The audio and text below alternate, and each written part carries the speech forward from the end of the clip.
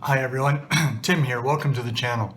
Today I want to talk a little bit about the significant relationships in your dojo, in martial arts, in your training, and in your martial arts life. And of course, the first and most important one is the relationship between student and teacher. So between the Seito or the Deshi and the Sensei. And a lot of different dojo have different approaches to how they do this, right? If you look at the way people are trained, I spent my formative years as a young Marine, and your first instructors were drill instructors, and it was a very authoritarian type of training. The information was going one way. It was yes sir, no sir, 3 bags full. That is entirely appropriate when you have 120 young men that you are trying to turn into Marines. That can get you to a certain level of understanding in a very short amount of time. I don't think it's good for the long-term relationship for a dojo. So I don't run my dojos as if I'm a drill instructor and my students are recruits. I don't think that that's healthy for a long-term relationship. I think that as students grow, the relationship should morph.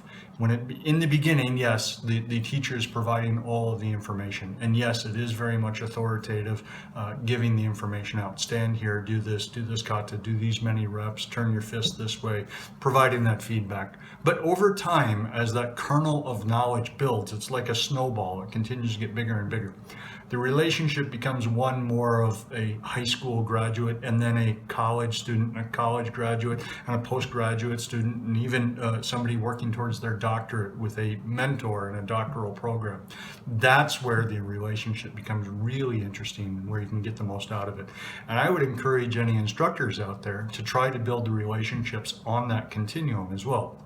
The conversations that you're going to have with a senior student who has been with you 12, 15, 20 years that can have that doctorate level kind of discussion is going to be a whole lot more interesting than yelling at someone for not snapping their punch out fast enough as what you would have in a boot camp type situation. So I would encourage you to consider not running your classes as boot camps. The next really important relationship in your martial arts journey is your Kyodai Deshi. Kyodai in Japanese means brother and sister.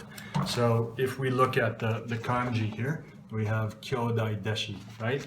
So Kyodai Deshi are those students along with you who are going through the journey when you're going through the journey. They are great to have. You should cherish those relationships.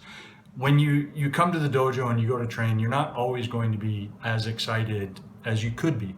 And you can take enthusiasm from one of those other students. Maybe another student does a little bit better on a set of reps than you do. I'm not saying that you should be in competition with him, because the only person that you should be in competition with is yourself. But you can take enthusiasm, you can take encouragement from the people to the left and to the right of you. And maybe that raises your level. Maybe one of them learns a kata before you do. Maybe you learn the kata before they do. And they come and they ask you, hey, after we do this, what's next?